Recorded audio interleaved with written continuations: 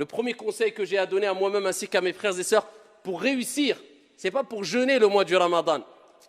Certes, il est demandé de prier, mais prier c'est une chose. Mais est-ce que tu as réussi à prier comme il se doit?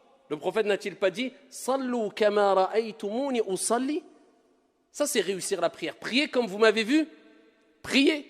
Et Allah Jalla wa Ala n'a-t-il pas dit « Qad aflaha al-mu'minun alladhina hum fi salatihim khashi'un » ont certes réussi.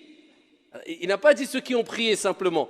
Réussi ceux qui ont eu cette humilité, cette concentration dans la prière. Donc prier c'est une chose, mais réussir la prière c'est une autre.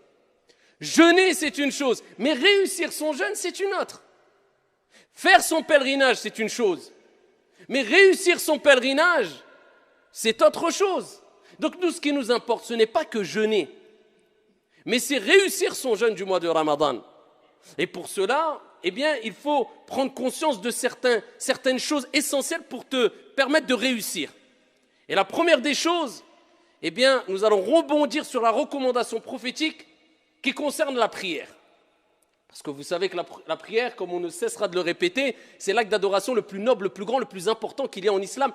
C'est la première des choses sur laquelle tu vas rendre des comptes au jour de la résurrection, le jour où le soleil sera au-dessus des têtes et que chaque être humain dira « Nafsi, nafsi, nafsi, moi, moi, moi ». Dieu t'interrogera sur la prière qui à la base était de 50 et Dieu l'a diminuée de par sa miséricorde. Et à travers l'amour qu'a eu le prophète pour nous, à 5 prières. Et cela nous donne la récompense de 50 prières comme vous le savez toutes et tous. Mais ici, il faut savoir que le prophète a donné des recommandations pour prier, mais pour réussir sa prière. Et parmi les plus belles des recommandations que le prophète a données, c'est quand il a dit cela à un compagnon du prophète, un compagnon parmi les compagnons du prophète. Il lui dit « Salli », simplement prie, non. « Salli salata muwaddi'». Voilà, comment réussir la prière. Regardez la belle recommandation. Prie, accomplis la prière de celui qui fait ses adieux. C'est-à-dire le prophète il dit au compagnon, pour réussir ta prière, eh bien fais de ta prière comme si c'était ta dernière prière. C'est-à-dire tu te dis c'est la dernière prière, après je vais rencontrer mon Seigneur. Je vais quitter ce bas monde, je vais quitter ce monde, je vais me séparer de mes biens, je vais me séparer de ma famille. C'est-à-dire c'est le dernier acte d'adoration qui fait partie des plus grands actes d'adoration que je vais accomplir. Et le prophète nous dit innamal a'malu bi al-khawatim. Les actions ne valent que par leur fin. Tu peux voir une personne qui peut-être était égaré toute sa vie, buvait de l'alcool, était loin de la religion, peut-être les derniers instants de sa vie, il va se repentir, il va être sincère, il va être pieux, Dieu va lui donner accès au paradis.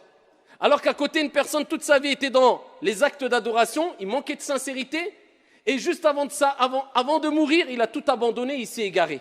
Et Dieu lui a donné l'accès en enfer. Les actions ne valent que par leur fin, la preuve qu'on doit toujours rester modeste et ne pas se précipiter à juger les autres. Celui que tu critiques peut-être demain sera meilleur que toi et toi pire que lui. Donc occupe-toi de toi, c'est déjà beaucoup. Eh bien le prophète il te dit, eh bien c'est les dernières actions. Donc toi quand tu pries tu te dis, c'est peut-être ma dernière prière. Donc la prière c'est parmi les actes d'adoration les plus importants. Donc je la fais bien comme ça quand je rencontre mon Seigneur, peut-être je vais mourir après le Dhuhr, peut-être après l'Asr.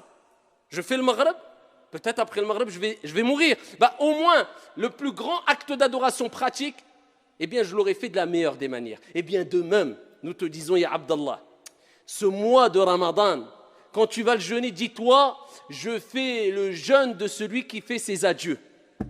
Combien, comme vous le savez toutes et tous, ont jeûné avec nous, ne serait-ce que dans cette ville, l'année dernière, et aujourd'hui, ils sont où? Tahta al-turab, rahimahumullahu jami'an.